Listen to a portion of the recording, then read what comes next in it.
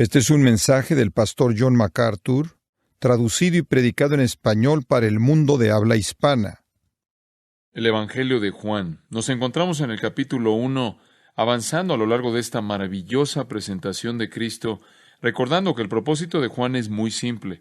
Su propósito, el cual es presentado al final del libro, es presentar las evidencias, el testimonio, la prueba de que Jesús es el Mesías, el Hijo de Dios, para que creas y creyendo tengas vida eterna en su nombre. Su meta, como lo dije antes, en primer lugar es polémica, probar que Jesús es el Mesías, el Hijo de Dios, y después evangelística, para que creyendo puedas tener vida eterna que viene con la fe. Ese es el punto entero del Evangelio de Juan. Son evidencias de la deidad de Jesucristo, evidencias de la naturaleza del Mesías, evidencia de que Él es el Salvador, el único Salvador, y así aquellos que creen en Él puedan encontrar perdón y vida eterna. Entonces el Evangelio de Juan se encuentra en los primeros 18 versículos presentando una declaración de la deidad de Cristo. Y después, comenzando en el versículo 19, las evidencias se presentan para probar que esa declaración es verdad. Juan abre el Evangelio, como ustedes recordarán, hablando del Señor Jesús como el Verbo e identificándolo con Dios y Dios mismo. Él es tanto Dios y con Dios, lo cual es un entendimiento trinitario.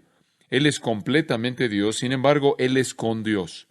Los miembros de la Trinidad son Dios de manera completa, total, y sin embargo son personas separadas. Él lo presenta no solo como el Verbo, esto es, la verdad que emana de la deidad, sino también como la vida, la fuente de vida misma de todas las vidas, y después como la luz. Y esto quiere decir que es Dios penetrando las tinieblas o la oscuridad de un mundo caído. En el versículo 14 él resume su declaración. El Verbo eterno, quien era Dios, quien era con Dios, se hizo hombre y habitó entre nosotros, y desplegó su gloria, la cual es la gloria del protótokos, el primordial, el preeminente del Padre, lleno de gracia y verdad. Y después en el versículo 15 él dijo, Juan, apuntando a Juan el Bautista, Juan dio testimonio de él.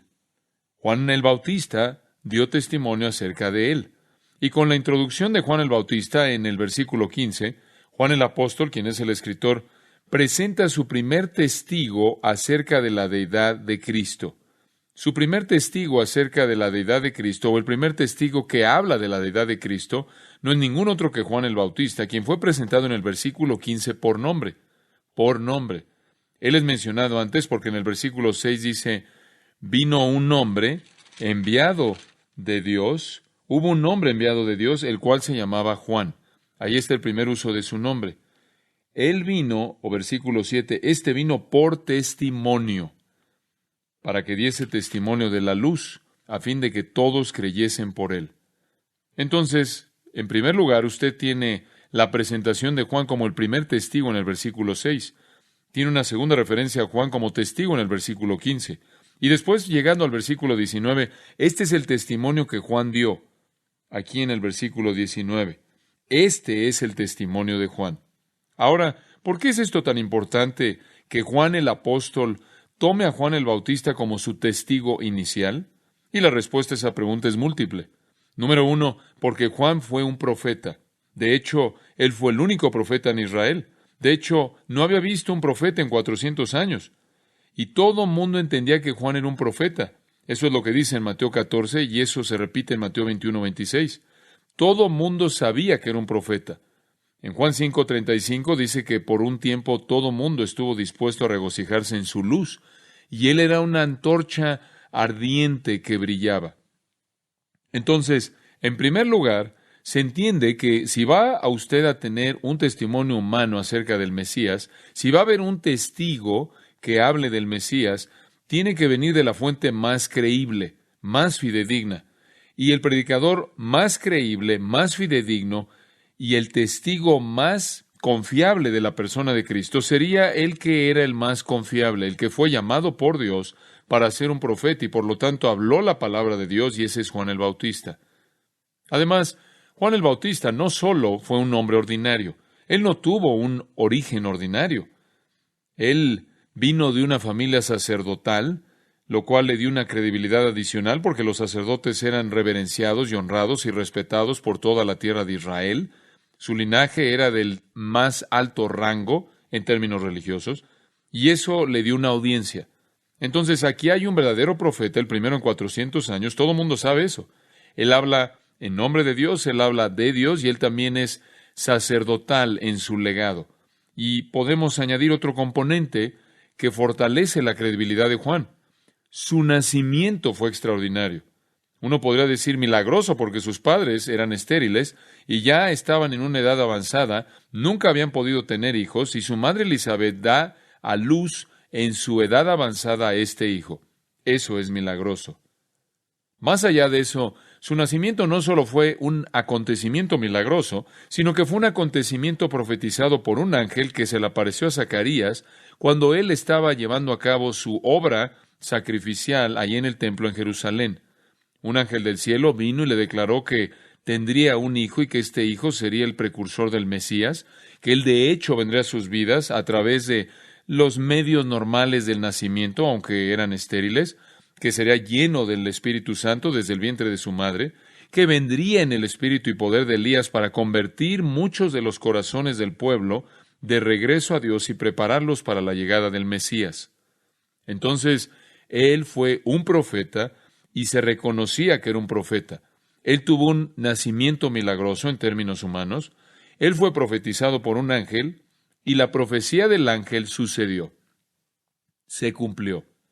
Otro componente que hace que Juan sea único es que vivió totalmente aislado del sistema religioso de Israel.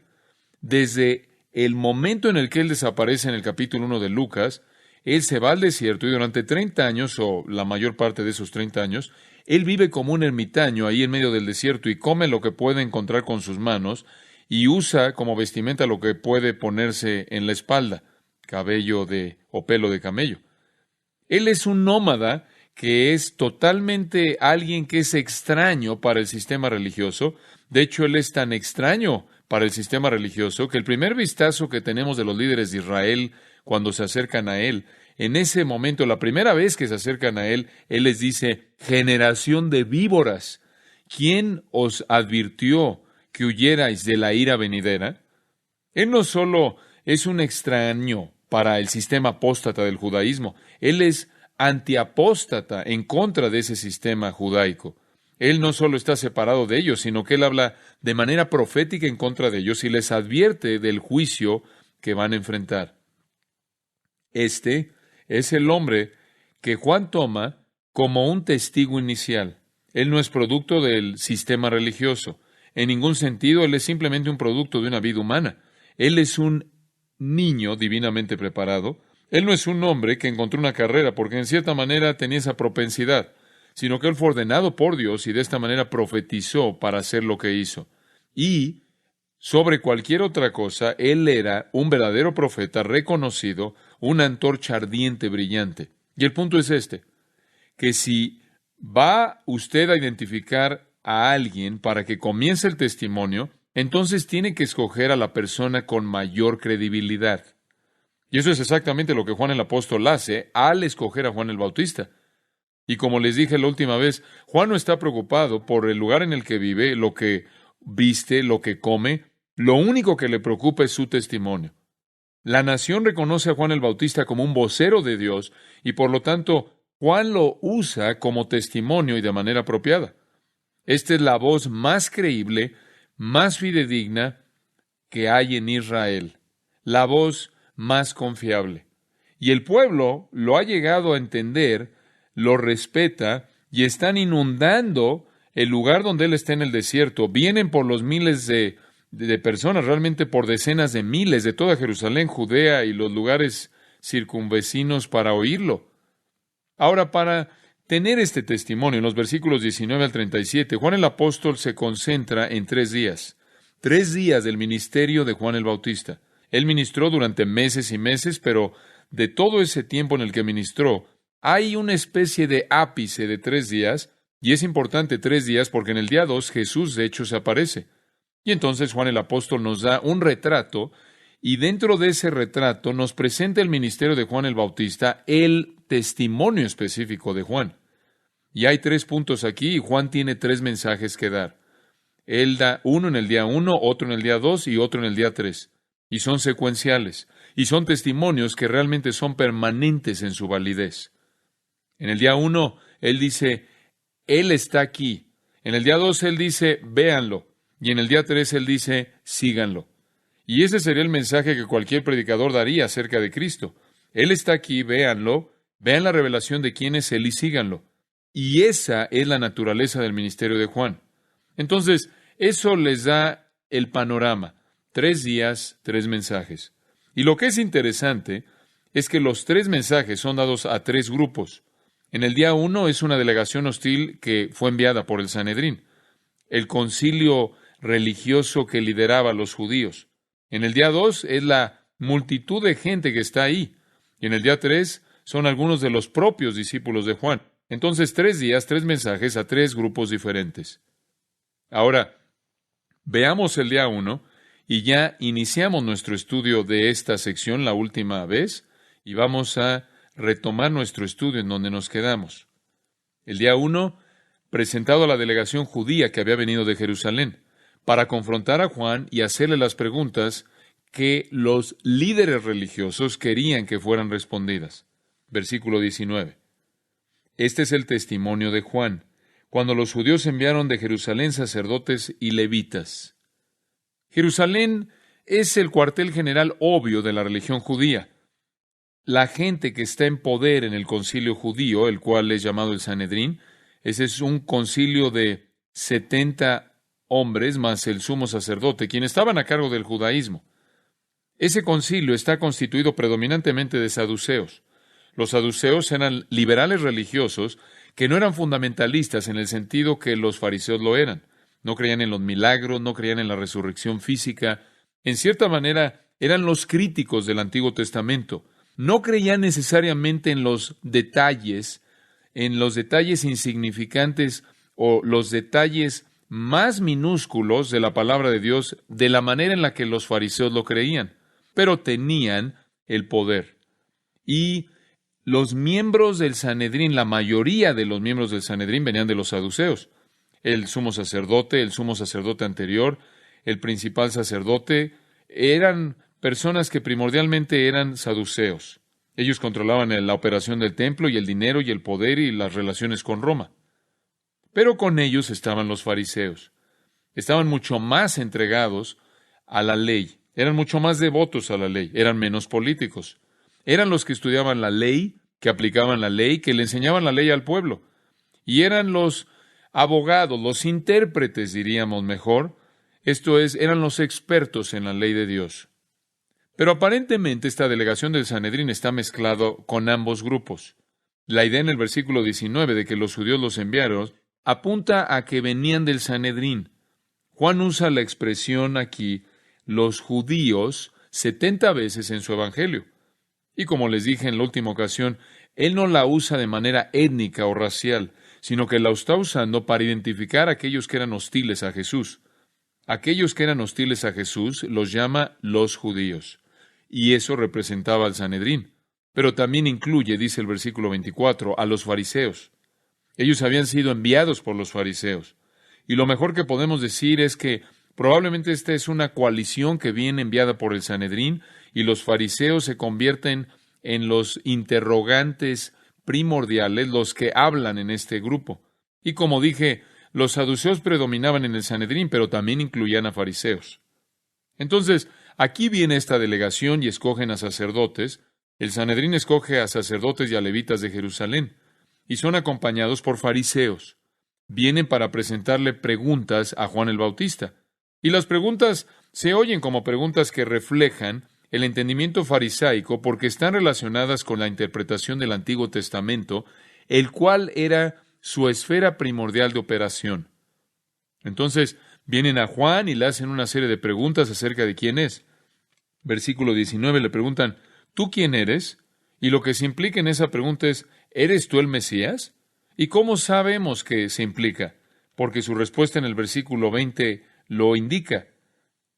Confesó y no negó, sino confesó, yo no soy el Cristo. Entonces, entendemos que lo que le estaban preguntando es, ¿eres tú el Mesías? Y él dice, no, no soy el Mesías. Y el idioma griego es muy fuerte. Presenta una negación muy, muy fuerte. Más adelante, en el capítulo 3, tenemos otro incidente con Juan el Bautista, cuando dice exactamente lo mismo. Ahí en el capítulo 3, yo no soy el Mesías, yo no soy el Cristo. Entonces, le dicen a él, ¿qué pues? ¿Eres tú Elías? ¿Y por qué le hacen esa pregunta? Porque Malaquías 4:5, nuestro Antiguo Testamento termina con eso, promete que antes de la venida del Mesías en juicio, en el gran y terrible día del Señor, Elías vendrá. Y su respuesta es la misma. No soy. No soy. Yo no soy Elías. Este no es un profeta reciclado. Esta no es una reencarnación. Este no es Elías tomando otro nombre. Este es un hombre que nunca antes había vivido, que le nació a Zacarías y Elizabeth, que se llamaba Juan, y llamado el Bautista debido a su ministerio de bautismo. Y él dice, no soy Elías. Ahora, eso presenta otra pregunta importante, porque en Mateo 17 la declaración es presentada por parte de nuestro Señor de que Juan es Elías. Juan es Elías. Y el pueblo dice, bueno, espera un momento. La gente dice, un momentito. Juan dice que no es y Jesús dice que es. Ahora, ¿cómo hacemos una armonía entre estas dos declaraciones? ¿Cómo lo reconciliamos? Es muy simple. Usted lo entiende de esta manera, debe entenderlo de esta manera. En Lucas 1:17 el ángel le dijo a Zacarías que él vendría en el espíritu y poder de Elías. Él vendría en el espíritu y poder de Elías, esto es, con el mismo denuedo y el mismo poder en la predicación y el mismo llamado al arrepentimiento que Elías tuvo.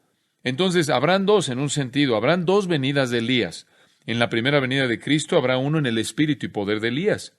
En la segunda venida de Cristo será Elías mismo. Previo a la venida de Cristo en juicio vendrá Elías, pero previo a la venida de Cristo para ofrecerse a sí mismo como sacrificio por pecado, está Juan, quien viene en el poder y el espíritu de Elías. Y creo que esto es presentado de manera clara si usted lee Mateo 16, 13 al 16, y lo compara con el 7º capítulo, versículos 9 al 13, también de Mateo. Entonces, Juan dice, yo no soy el regreso de Elías previo a la venida de Cristo. Y recuerden, Elías no murió. Él se fue al cielo, fue llevado al cielo por Dios en un carro. Entonces, él no murió. Él regresará en el futuro antes de la segunda venida de Cristo. Entonces le hacen otra pregunta. Y le dicen, ¿eres tú el profeta? ¿Eres tú el profeta? ¿Qué es eso? Deuteronomio 18. Moisés habló de un profeta que vendría y hablaría la palabra del Señor. Y los judíos sabían que estaba hablando del Mesías. Ellos dieron por sentado que estaba hablando acerca del Mesías. Y si usted lee el sermón de Pedro en Hechos 3, 22 y 23, él dice en ese pasaje que ese pasaje de Deuteronomio 18 se está refiriendo al Mesías. Si lee el sermón de Esteban en el capítulo 7, versículo 37, él dice que Deuteronomio 18 se está refiriendo al Mesías. Entonces, ese era el entendimiento judío común. Y le están haciendo preguntas acerca de estas figuras escatológicas. ¿Eres tú el Mesías? ¿Eres tú el que va a venir antes del Mesías? Y después le vuelven a preguntar, ¿eres tú el profeta que creían que sería el Mesías? ¿Quién eres? Y la pregunta que se encuentra detrás de las preguntas es esta. ¿Por qué crees tú que tienes la autoridad de estar bautizando estas multitudes de personas? De nuevo, sus problemas tienen que ver siempre con el poder y la autoridad. Ellos eran totalmente hostiles a Jesús porque Él asumió autoridad en lo que dijo y en lo que hizo. Él no había venido a través de ningún sistema rabínico, ninguna institución rabínica, no tuvo ninguna preparación rabínica, no vino a través de ninguno de los medios normales. Él no tuvo autorización, no recibió autorización de nadie que tuviera poder religioso. Sin embargo, Jesús actuó en base a su propia autoridad una y otra vez. Y Él dijo, miren, toda autoridad se me ha dado, como ustedes saben, en el cielo y en la tierra. Él asumió autoridad sobre el día de reposo. Él asumió autoridad sobre la muerte. Él asumió autoridad sobre los demonios. Él asumió autoridad sobre la creación, la naturaleza. Él asumió autoridad sobre las enfermedades. Y este asunto de autoridad los irritaba de manera particular cuando Él asumió la autoridad de interpretar la palabra de Dios y declarar en nombre de Dios lo que Dios diría.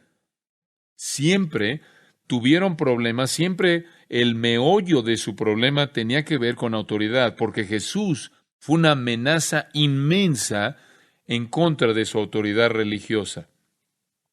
Bueno, Juan fue igual. El pueblo acudía a Juan por decenas de miles. En términos típicos, si podemos regresar y ver su historia un poco, tenían un bautismo y lo usaban para los prosélitos, esto es, para gentiles que querían convertirse en judíos y convertirse en parte de su religión. Ellos podían atravesar por lo que se llamaba un bautismo de prosélitos. Entraban al agua simbólicamente y de esta manera, al entrar al agua más bien, simbolizaban externamente lo que estaba pasando internamente. En otras palabras, era como si dijeran los gentiles, quiero ser limpiado de mi paganismo y quiero entrar en la religión del Dios verdadero de Israel. Y de lo que puedo ver al leer, esto era hecho por individuos. En otras palabras, lo hacían ellos mismos. Supongo que un amigo podía hacerlo, pero de lo que puedo ver, si querías convertirte en un judío, literalmente tenías que hacer un bautismo de ti mismo y colocarte en agua como un símbolo de afuera de lo que querías que sucediera por dentro. Por lo menos no podemos encontrar algún grupo autorizado en la historia de Israel que hiciera esto. Entonces, parece que era algo que la gente hacía como una especie de confesión pública. Y entonces, aquí viene Juan y él asume la autoridad de ser el que hace esto, y él de hecho llega al punto de decir, yo estoy haciendo esto por autoridad divina. Ahí en el versículo 33 lo dice, cuando dice, el que me envió a bautizar con agua. Entonces, él viene con esta comisión y debe haberlo dado a conocer el hecho de que él estaba haciendo esto con la autoridad de Dios. Entonces le están diciendo, ¿quién crees que eres? Tú no eres el Mesías. Podríamos permitir que el Mesías hiciera esto. Tú no eres Elías. Podríamos asumir que Elías hiciera esto. ¿De dónde obtienes tú el poder o la autoridad para hacer esto? Eso es lo que está detrás de la pregunta. Versículo 22. Le dijeron, pues ¿quién eres? Para que demos respuesta a los que nos enviaron. Tenemos que dar un reporte al Sanedrín. ¿Qué dices de ti mismo? Y después de decir, yo no soy, yo no soy, no soy, no soy, él finalmente dice, yo soy, versículo 23. Yo soy la voz. Y explicamos esto la última vez. Yo soy la voz, eso es todo lo que soy. Él es muy humilde, versículo 15, ustedes saben, él dijo acerca de Cristo claramente, este es de quien yo decía, el que viene después de mí es antes de mí, porque era primero que yo. Y en el versículo 27 vemos la misma actitud. Este es el que viene después de mí, el que es antes de mí, del cual yo no soy digno de desatar la correa del calzado. Y en el versículo 30 vuelve a decir, este es aquel de quien yo dije, después de mí viene un varón, el cual es antes de mí, porque era primero que yo. Declaraciones asombrosas que muestran la humildad de Juan. Él es humilde, él es abnegado, él no quiere títulos, no quiere honores, ni dinero, ni comodidades, ni seguidores, ni discípulos. Él quiere apuntar a Cristo, y eso es exactamente lo que hace. Él continúa simplemente apuntando a Cristo. Entonces, él dice, yo soy la voz que clama en el desierto. Él dice, yo soy la voz de uno que clama en el desierto. Y lo vemos aquí, en el versículo 23. Yo soy la voz de uno que clama en el desierto. Y él lo toma de Isaías 40, versículo 3. Esa es una cita de Isaías 43. Yo soy el cumplimiento de esa profecía. La profecía de que vendría antes del Mesías una voz clamando en el desierto, no el desierto de Judea en particular, sino el desierto de Israel en el sentido espiritual. Los corazones desiertos, estériles, en bancarrota, en los que Israel se había convertido, que no tenían vida. Yo estoy entrando a ese desierto, yo soy una voz nada más, y digo, enderezad el camino del Señor, como Isaías el profeta dice en Isaías 40, versículos 3 al 5. Entonces, él dice, mi trabajo es ser una voz que clama a ustedes para que hagan en su corazón un camino que esté preparado para el rey. El rey está en camino. Les digo, prepárense. Él es un verdadero predicador, esto es Juan. Él es un verdadero maestro. Él es un verdadero creyente. Pero él simplemente es una voz. Y está apuntando a Jesucristo. Y le está diciendo al pueblo, enderecen su camino. Quiten los obstáculos, quiten lo que está torcido, lo que está hundido, lo que está elevado. Y entramos eso un poco a partir de Isaías 40 en nuestro último estudio. Los lugares bajos, los lugares bajos de su vida necesitan ser levantados. Esos lugares de pecado bajos, los lugares altos, orgullosos, necesitan ser bajados. El camino, la parte torcida de tu vida, los lugares pervertidos necesitan ser enderezados. Los lugares llenos de basura necesitan ser limpiados para prepararte para el que está por venir. Yo solo soy la voz, solo soy la voz.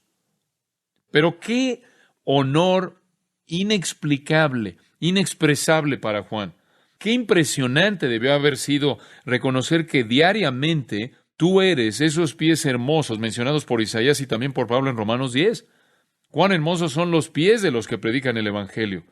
Qué asombroso habría sido saber que tú eres el heraldo del Rey del cielo, del Cordero del cielo, del Mesías. Y Él lo sabe, y Él lo entiende. Y Él por eso evade en la pregunta cuando le preguntaron, ¿quién dices que eres? ¿Cómo te explicamos? Él dice, yo soy una voz, eso es todo. Soy una voz, soy una voz. Entonces, versículo 25, llegan a lo que motivó todo esto. Le preguntaron y le dijeron, ¿por qué entonces bautizas? ¿Por qué estás haciendo esto? ¿No eres el Cristo? ¿No eres Elías? ¿No eres el profeta de Deuteronomio 18? ¿Por qué haces esto? ¿De dónde se te ocurrió hacer esto? ¿De dónde sacaste esto? ¿De dónde recibiste esta autoridad? ¿Habrían esperado que el Mesías lo hiciera, quizás? ¿Habrían esperado que Elías lo hiciera? ¿Pero qué hay acerca de Juan? ¿Cómo puede él colocarse en esta posición? Y la respuesta de Juan esencialmente es decirles, están haciendo esto demasiado grande. Versículo 26, Juan les respondió diciendo, yo bautizo con agua, mas en medio de vosotros está uno a quien vosotros no conocéis. Este es el que viene después de mí, el que es antes de mí, del cual yo no soy digno de desatar la correa del calzado. En otras palabras, ¿por qué se enfocan en mí? ¿Por qué están tan preocupados por mí? Yo bautizo en agua. Él simplemente evade esto de manera completa. Yo bautizo en agua. ¿Qué tiene esto de maravilloso? Esto es agua. Esto es simplemente colocar a gente en agua, simplemente un símbolo externo. Él tenía la autoridad. Versículo 33. El que me envió a bautizar con agua, ese sería Dios. Aquel me dijo, sobre quien veas descender el Espíritu y que permanece sobre él, ese es el que bautiza con el Espíritu Santo. Esto es el Hijo. Y ese es prácticamente el hecho de que el Señor fue bautizado. Aquí encontramos una referencia al bautismo de nuestro Señor. Él tenía autoridad divina. Él hizo lo que hizo porque Dios le dijo que lo hiciera. Pero Él no se los dice en ese momento. Él les dice, miren, están haciendo esto demasiado grande. Yo solo estoy aquí bautizando en agua. Pero hay alguien a quien deben ver, quien ya está entre ustedes, y Él los va a bautizar con el Espíritu Santo, o Él va a bautizar con el Espíritu Santo. Necesitan estar mucho más preocupados por el que lidia con corazones de lo que están preocupados conmigo y lo que yo hago. El bautismo real, la purificación real, la regeneración, el lavado de la regeneración va a ser la obra del Mesías. Él bautizará con Espíritu Santo. Eso está al final del versículo 33. Entonces Juan hace lo que él siempre hizo. Él vuelve la atención de toda persona hacia Cristo. Y ahí tienen su primer mensaje en el versículo 26.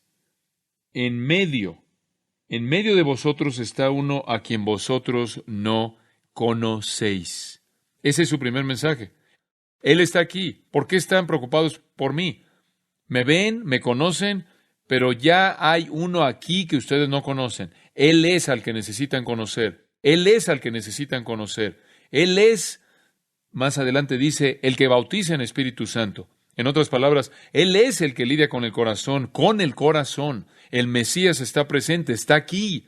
Él no quiere decir que está parado ahí junto al agua en ese momento, ahí ese día.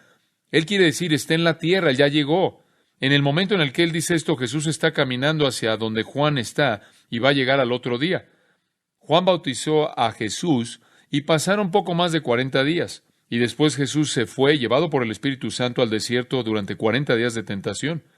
Los 40 días de tentación terminaron. Jesús viene de regreso a Juan. Y lo que Juan está diciendo no es que está ahí, al lado de él, ahí en ese momento, sino más bien que está aquí. Él ha sido identificado y está presente. Este es el primer gran mensaje que Juan da. Ahí es donde comienza toda predicación del Evangelio, ¿no es cierto? Él está aquí, Él vino, Él ha venido. En su anhelo por exponer a todos los mesías falsos de elevarse a sí mismos, ellos no conocían al verdadero Mesías. Y Juan dice, yo no soy digno de desatar la correa del calzado. Ese sería el nivel más bajo de un esclavo que cuidaba de los pies sucios de la gente. Yo ni siquiera soy digno de hacer eso. Yo no soy nada. Yo soy el más bajo de los más bajos siervos inútiles. No necesitan estarme viendo a mí. No necesitan estar preocupados por mí. Yo soy una voz, soy un esclavo. Necesitan estarlo viendo a Él. Pueden verme y conocerme, pero no lo conocen a Él, y eso es lo que importa. Superen esto del predicador, Él está diciendo. Superen esto del predicador. No se enreden con esto del predicador y concéntrense en aquel de quien habla el predicador. Entonces, el primer día tenemos el primer testimonio de Juan para este grupo del Sanedrín y él dice, Él está aquí, Él está aquí. Por cierto, ese mensaje habría regresado de manera inmediata a Jerusalén y habría hecho que los judíos en el Sanedrín, los que tenían la mayor influencia de esa información, habrían prácticamente hecho que toda esta información se esparciera a los líderes élite en Israel. Esto de que el Mesías está aquí. Y lo que eso hace es dejar a los judíos sin excusa alguna como, oye, nos sorprende que Jesús se apareció y dijo ser el Mesías. Ya saben, antes de que Jesús comience su ministerio de manera oficial, que el Mesías ha llegado. Y desde ese momento en el que el reporte regresa a ellos, su hostilidad prácticamente llega hasta la cruz en donde finalmente lo ejecutan. Y el mensaje es el mismo. Él está aquí. Él vino. Ahora veamos el día 2. El día 2 continúa con la historia en el versículo 29.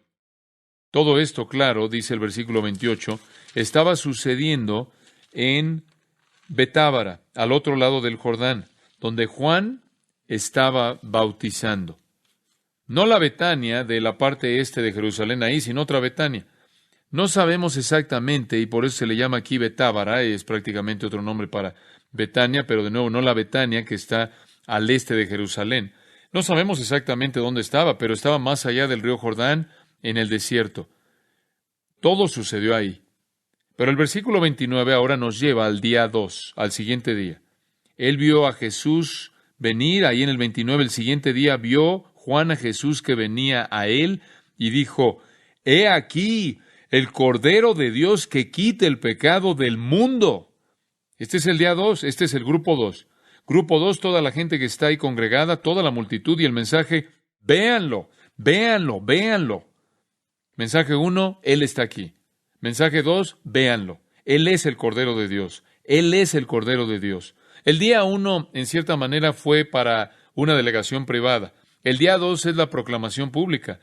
Y esto es algo conmovedor, es un shock, porque él ve a Jesús que viene a él, y él lo conoce, obviamente, y él declara que es el Cordero de Dios, y esa es una exclamación. ¡He aquí! ¡Véanlo! ¡Recíbanlo!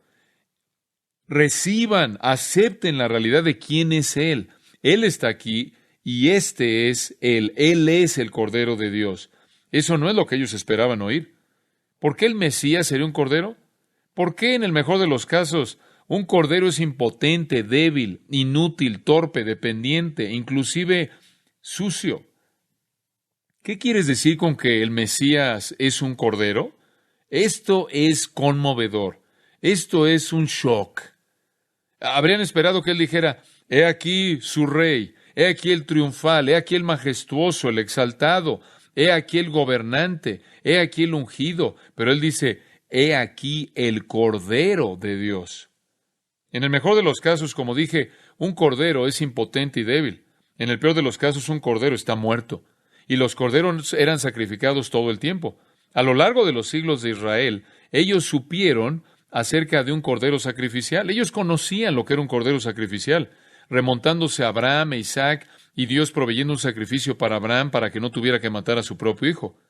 Y después remontándose al Éxodo y el cordero de la Pascua, y cada Pascua después de eso, toda Pascua después de eso, y toda mañana y toda tarde, había un sacrificio en la mañana y un sacrificio en la tarde, y los corderos eran matados como ofrendas por el pecado una y otra y otra y otra vez, día tras día tras día, siglo tras siglo tras siglo.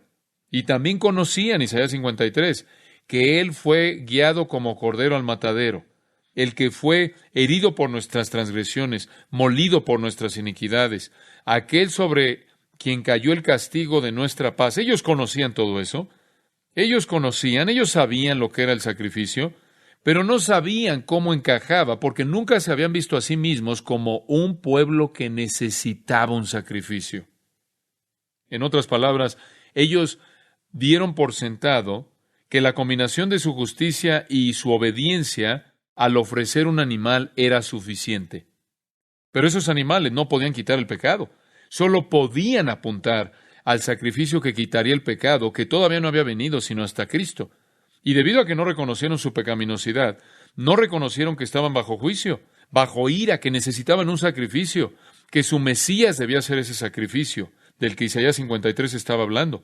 Su Mesías. No tenían concepto de que necesitaban eso o que el Mesías sería un cordero.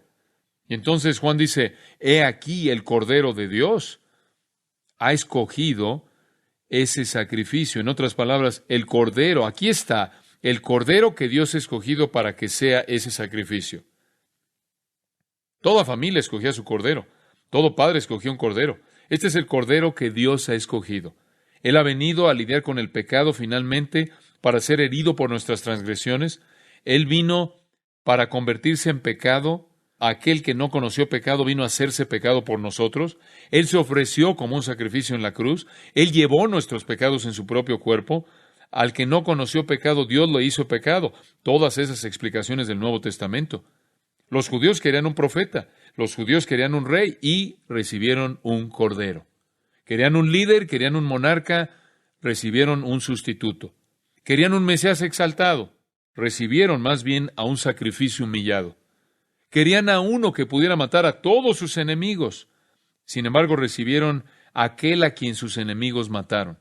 Pero después, de nuevo, ellos nunca podrían haber tenido un rey hasta que hubieran tenido un cordero. Y esas son las dos venidas. Nunca vendría una venida en gloria a reinar hasta que hubiera una venida en humillación para morir. He aquí el Cordero de Dios que quita el pecado del mundo. Lo que eso significa es que para el mundo entero solo hay uno que puede quitar el pecado.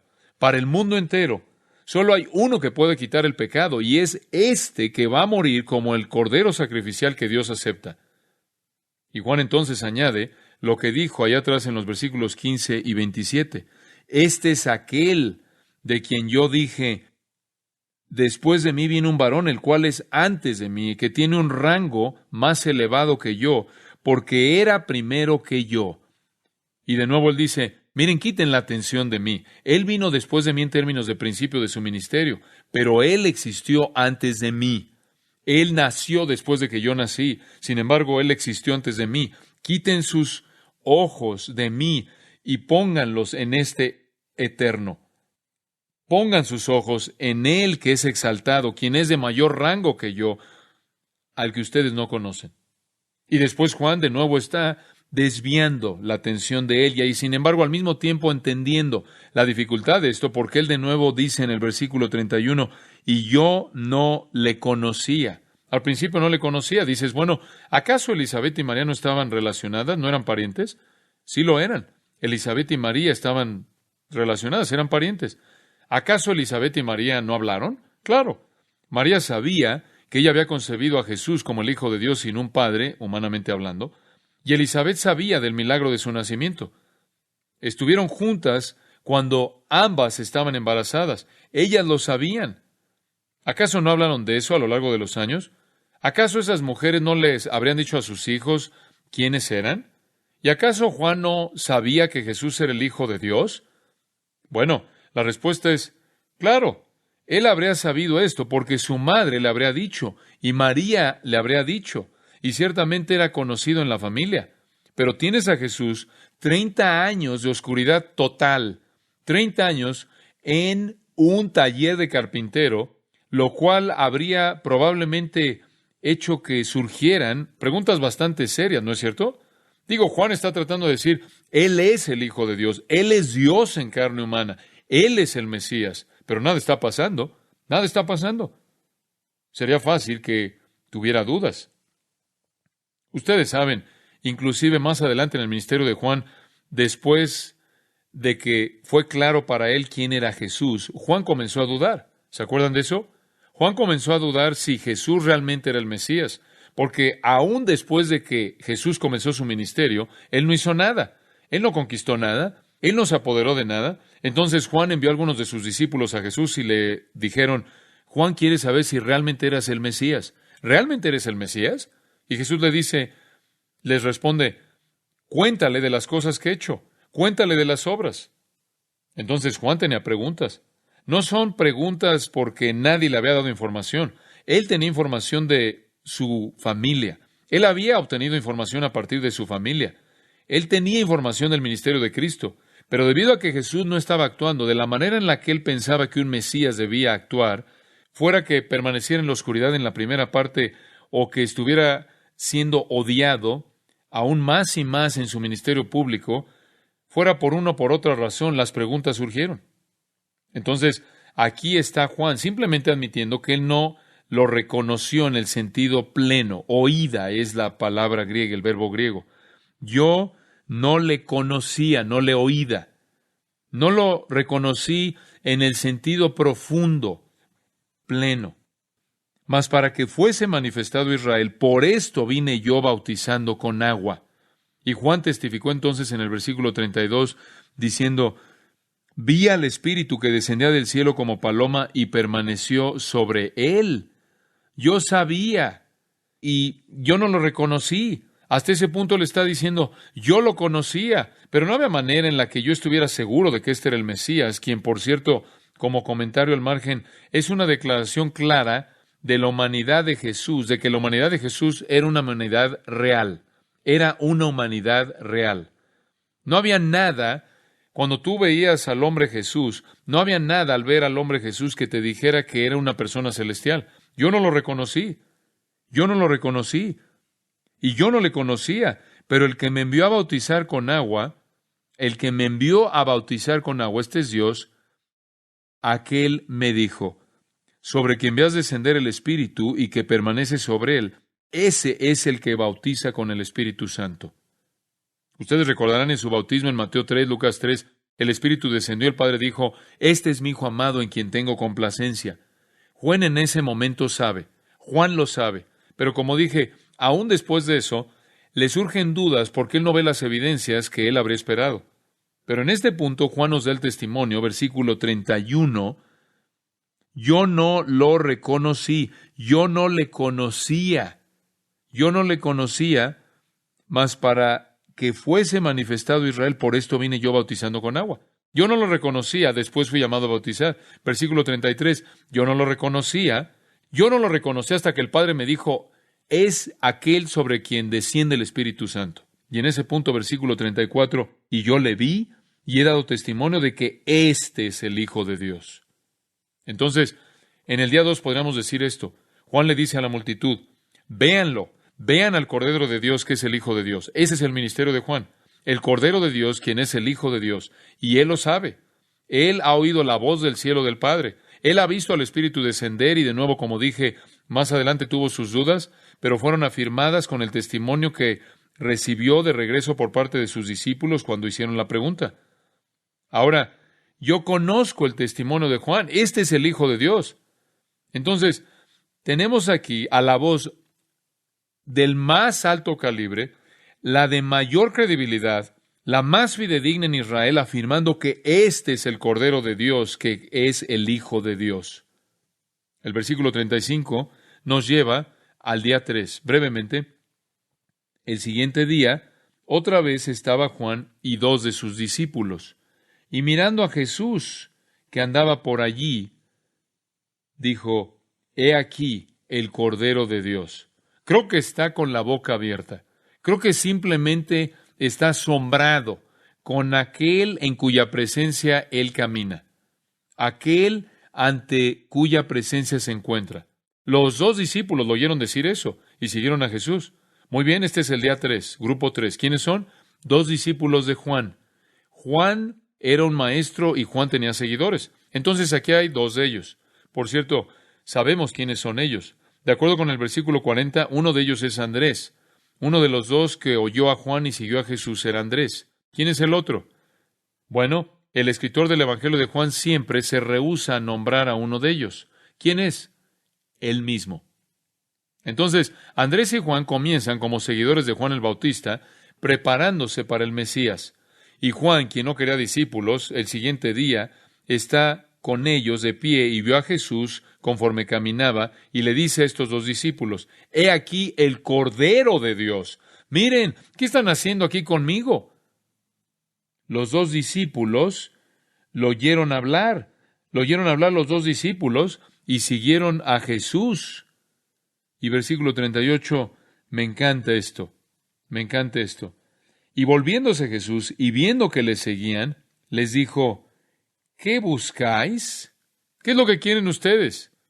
Ellos dijeron: Rabí, que traducido es maestro, ¿dónde moras? En otras palabras, este no es un interés a corto plazo.